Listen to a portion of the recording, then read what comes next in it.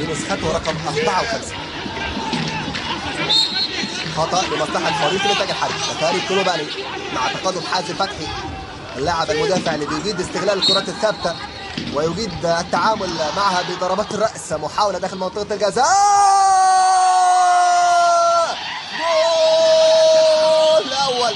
الهدف الأول يأتي، الهدف الأول يأتي، الهدف الأول يأتي للإنتاج الحربي. نبحث عن الهدف العاشر، وبالفعل جاء الهدف العاشر لفريق الإنتاج الحربي من خلال أحمد أبو مسلم يلعب الكرة الثابتة داخل منطقة الجزاء، ولكن عن طريق النيران الصديقة لمسة رأسية وتعانق الشباك.